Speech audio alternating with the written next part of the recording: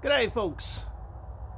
Was in the process of restoring this old welding table on my dad's. It's been in the family for about 50 years. Seen better days. Really deep pitting in it, and there's a lot of sharp edges that I wanted to grind out. I start using my angle grinder that I also got off my dad. I got a smaller one, so I was using this big boy, and a loud pop and breaker blew, and I realized that the cord that has been taped up about 40 times had a short in it. So I start taking tape off and looking at it, and I decided it's time to fix this right.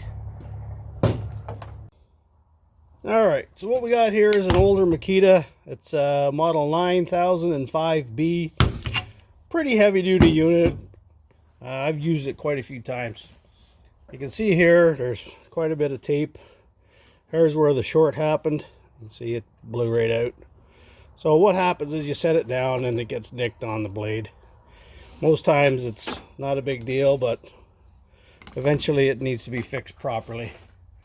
Okay, pretty simple setup really. The cord comes in the handle, goes to the trigger mechanism, and then a separate couple of cords goes up, in this case, to the brushes. All right, the handle comes apart, but to do that you got to take it off here. So you got 4 screws, Phillips head. We're going to take them off.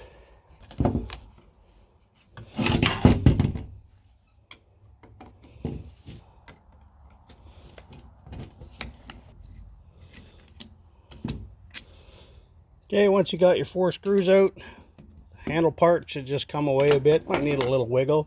You don't want to pull that very far, because there's your wires that go up into the brushes, and if you pull them you could rip them out from up on top, and then you're in for a bigger job. So that's all you really need at this point. Next you're going to split your handle, and that's 3 Phillips screws.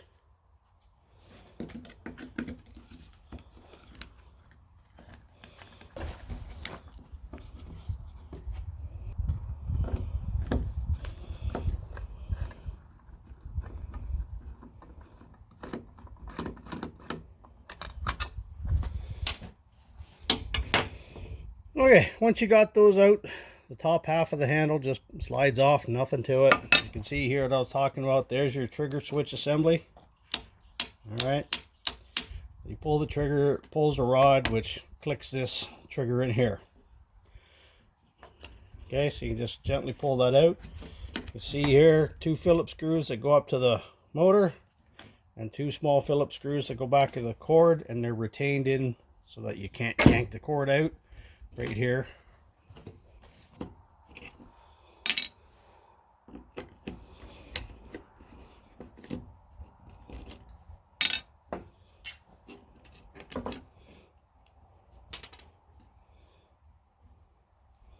Okay, you can see the cord just slides through this plastic grommet, which we're going to try to retain, and 2 small Phillips to hold where the cord actually goes into the grinder.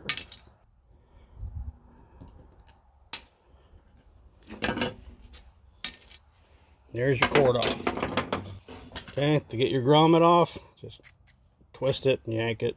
We want to save that if we can. Alright, all I'm using here to replace it is an old extension cord that got mangled on the opposite end. This one's going to have the 3 wires in it, but we only need 2. There's no provision for a ground on this unit. So when you're cutting the shield, just make sure you don't go too deep. You don't want to hit the actual wire in there. Okay, we're just going to slide the old boot on here. And it's cold, but it works. I'm just going to leave that long for now. Okay, because this is an extension cord, it's going to have 3 wires. Black, white, and green. Alright, green is a ground. This particular grinder doesn't have provisions for a ground, so we're just going to cut that one off.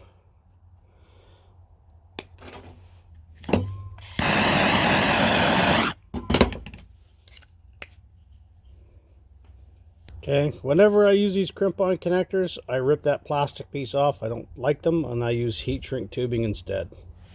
Alright, bear off just enough to go into the connector. Slide your heat shrink tubing down.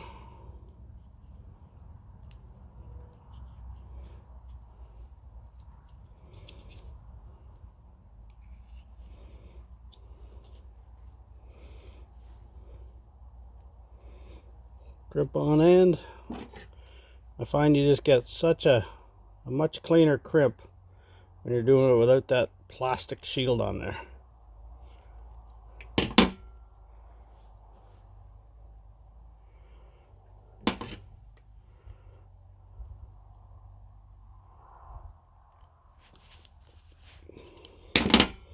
Quick test. Okay, now I slide up my heat shrink tubing up and over, and I go as far up as the screw heads.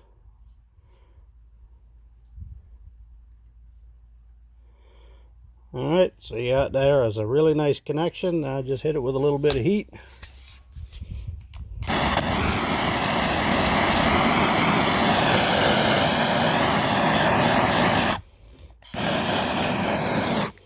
Dunsky.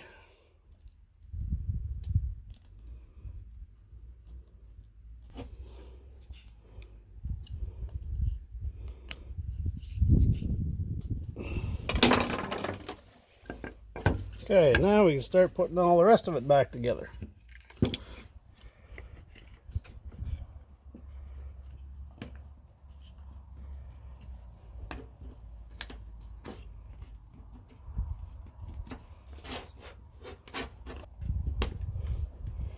Okay, so that's all you're looking at there. You put your bottom cord protector here back into the slot the way it was, the retainer. That'll actually hold the cord and the two screws.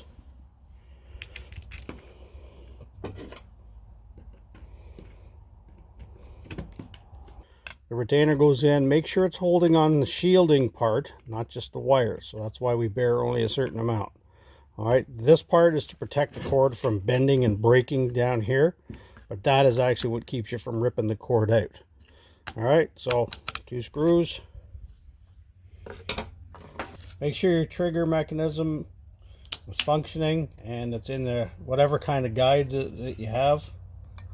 Slide the top half back on and put in your three screws. Okay, remember you're just screwing into plastic. You don't need to come right aboard that. Alright, at that point you can go ahead and throw the handle back in. It's a good idea to just start a couple.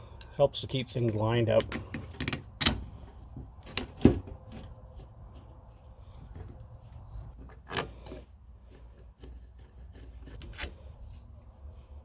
Okay, the moment of truth. We'll see if I electrocute myself or not.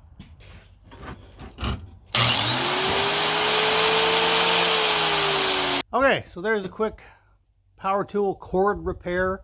Most tools are going to be the same. Accessing the switch is going to be different on different tools, but you know, it is not complicated. Two wires. There's going to be plenty of people out there in internet land that are going to tell you you should leave electrical repairs to the professionals. All right, if you could screw in a light bulb without electrocuting yourself, you could fix a power tool. It's not rocket science. I'm not building a space shuttle. All right, make sure it's not plugged in when you're working on it. Make sure you don't have bare ends everywhere. Wire it up the way the old one was. Anyways, just a quick video. I got other stuff going on here. Beautiful November day. I figured I'd get outside and enjoy it before the snow comes. Like, comment, and subscribe, and we'll see you on the next one.